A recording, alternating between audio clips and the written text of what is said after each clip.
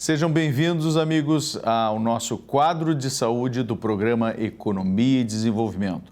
Hoje estamos aqui novamente com o nosso querido Dr. Everton Zambon, nosso psicólogo com graduação de mestrado e doutorado também na nossa Pontifícia Universidade Católica, professor da graduação e pós-graduação que foi da UBRA, da PUC e da Unilassalle por mais de 20 anos de experiência como psicoterapeuta. O Dr. Everton também é palestrante, consultor e gestor de pessoas. E nós já tivemos a chance, inclusive, de iniciar todo um preparo em termos de gestão de pessoas, inclusive lá na Clarté Clínica.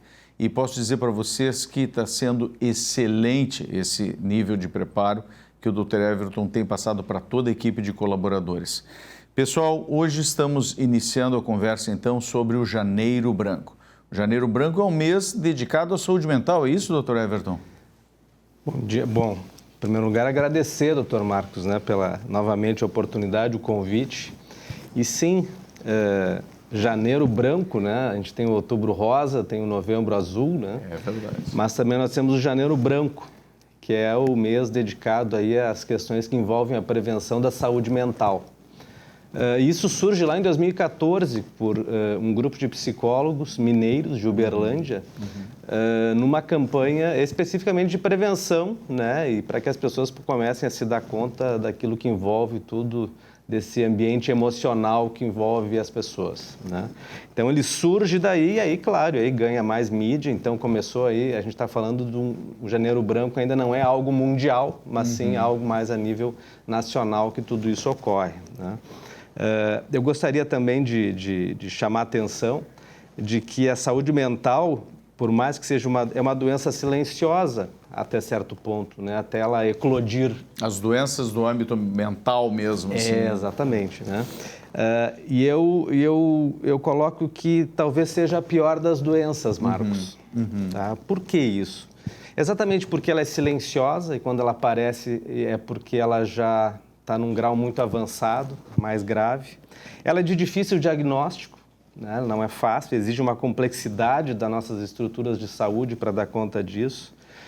Nós ainda temos no nosso país pouquíssimos espaços para dar conta, tanto privado quanto públicos, do volume da necessidade de saúde mental que existe. Depois eu vou trazer mais alguns números aí para mostrar isso aí.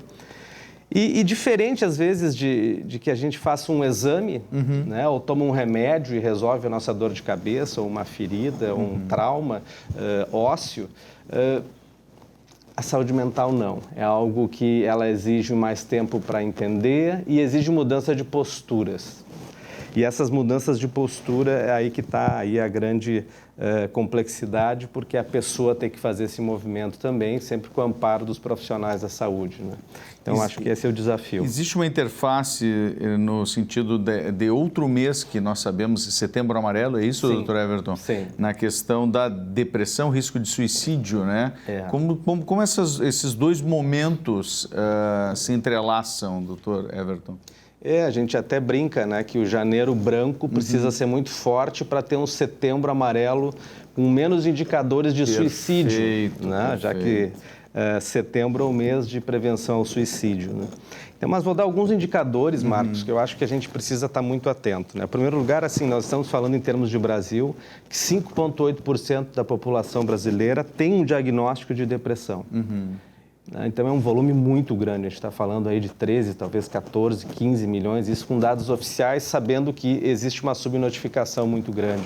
E se a gente pega a população idosa em especial, Dr. Everton, esse índice não é maior? Ele é maior, sim. E aí, se a gente for fatiar, a gente vai ver que entre a população idosa, ele tem percentuais maiores. E o que exige, vamos falar de janeiro, Marcos? Esse é um período em que as famílias saem de férias, as famílias têm muitas vezes dificuldade com quem deixar a pessoa idosa.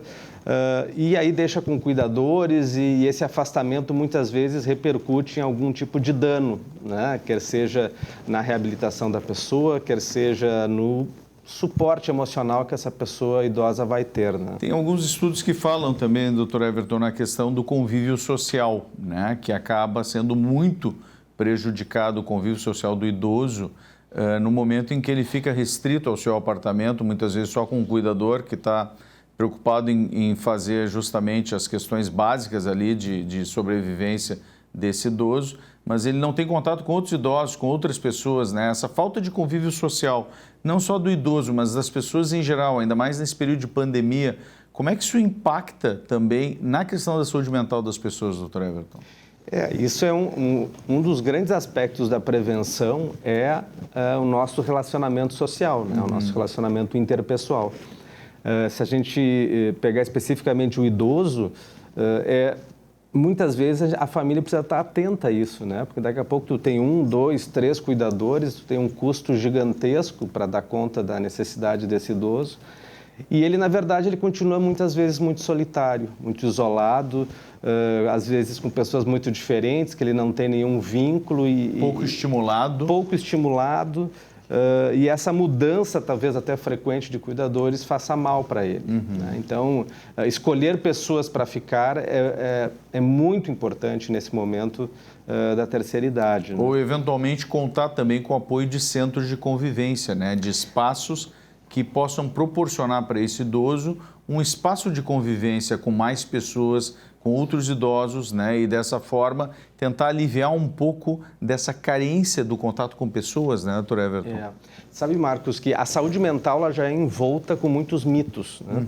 E a questão de colocar o seu ente, o seu parente numa geriatria, numa casa de repouso, também é envolta por muitos mitos, né? A família gera muita culpa para a família, isso aí.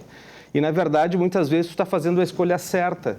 Por quê? Porque você está colocando ele com muito mais amparo do ponto de vista profissional, médico, relacional, né? Social, no caso, terapêutico, com muito mais olhares que jamais tu conseguiria dentro de casa. E a troca, né? A troca com outras pessoas. É claro que isso exige casas com qualidade, né? E eu acho que o Brasil está expandindo e está crescendo muito, tanto a regularização dessas casas como um todo. E eu acho que são alternativas para uma população idosa que vai ser gigantesca daqui menos de 20 anos. Né? Então a gente tem que pensar certamente com muito cuidado tudo isso aí. Quando a gente pensa em um paralelo, assim, por exemplo, com as crianças pequenas, né? Que muitas vezes... né, a família, obviamente, retarda o início da atividade da pré-escola, né, por medo, né, de que, como é que vai ficar o meu filhotinho, meu bebezinho, né, naquela escola com outras crianças e tudo mais. Mas quanta surpresa a imensa maioria dos pais tem de ver o quanto esse convívio com outras crianças faz bem para o filho dele, para a filha dele. Né? Então, o quanto essa questão relacional, essa questão do convívio social realmente contribui para a saúde mental desde tenra idade, né, doutor Everton? Sim. Como é que isso é visto do ponto de vista da psicologia modernamente? É exatamente isso aí, né? A gente convive a partir do relacionamento com o outro, né? A gente cresce a partir da relação com o outro.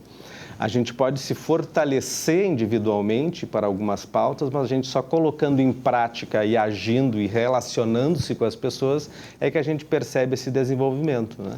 Eu estudar para mim mesmo, ou só fazer as coisas para mim mesmo isoladamente, de nada basta. E essa é uma relação que atravessa o ciclo vital inteiro, né? E vai até a velhice realmente, né? Porque a gente precisa dos outros, ninguém se faz sozinho, ninguém fica sozinho. E aí a gente vem no nosso mundo digital, né? A gente vive num momento onde a gente está, na teoria, 2 anos mais enclausurado, no mundo mais digital, no mundo onde as pessoas, e muitas pessoas estão, sim, ainda se escondendo dentro das suas casas, e o quanto esse isolacionismo está gerando dificuldade de saúde mental. E mais doença também, né? Depressão, ansiedade e tudo mais, né? Perfeito. E existe uma perspectiva, assim, do ponto de vista também de uma abordagem específica do conjunto, vamos dizer assim, dos psicólogos, até pela Sociedade, né, de Psicologia do Rio Grande do Sul e outras, em tentar abordar essa questão de uma forma mais ampla em termos de imprensa, de divulgação? Sabe de algum movimento nesse sentido, doutor Everton? Sim, esse é um mês que na mídia a gente já começa a falar a cada ano vem crescendo esse movimento do Janeiro Branco, né? E esse espaço, por isso que eu te agradeço, porque eu acho que tem algumas coisas que eu gostaria de salientar, né? Quando eu falo que a doença mental, e aí tem um circuito enorme delas, né? E hoje a demência é algo para o idoso que vem muito também, né? Mas a gente conta para todo mundo que está com um problema daqui a pouco renal, um problema ósseo, que eu estou tomando remédio, tratamento para isso, mas ninguém conta que está com alguma dificuldade emocional. Perfeito. E muito menos que está tomando medicação. E esse é um primeiro mito que tem que acabar. Né? Por quê? Porque cada vez mais aumentam os afastamentos do trabalho por motivo de saúde mental. E isso é um impacto para a economia das empresas, do país como um todo. Perfeito. E a gente precisa investir para que essas pessoas possam se prevenir e buscar ajuda, porque as pessoas têm vergonha de dizer e, por consequência, de procurar ajuda. E aí vem o segundo grande mito, né, Marcos, de que, não, mas eu procurar ajuda, eu ir num psicólogo, fazer uma psicoterapia, tomar medicação, isso aí é muito caro e demorado. Aí eu costumo responder assim, pois é, caro é quando a gente toma decisões erradas e que a gente se arrepende, e que gera conflitos e que isso fica durante um bom tempo da nossa vida, a gente, entre aspas, remando ou tentando aliviar essa culpa do passado por todas as decisões erradas que tivemos. Então, eu queria dizer assim, bem claro, que tanto a psicoterapia quanto a medicação, ela não é para toda a vida. A gente toma por um período da vida até que a gente consiga dar essa resposta e voltar, mudar, tomar decisões diferentes. A própria psicoterapia, não vai entrar e ficar a vida inteira. Não, você vai ficar um tempo que for necessário, aquele momento crucial da vida. E depois segue a vida normal. O mais importante, podendo contar sempre com o auxílio, a ajuda do profissional de saúde mental. Né? Sim. Essa é a grande questão. Doutor Everton, nosso programa está se encaminhando para o final. Quero lhe agradecer mais uma vez a sua presença aqui no nosso quadro de saúde do programa Economia e Desenvolvimento e deixar o convite para o nosso próximo encontro. Um grande abraço, fiquem todos bem.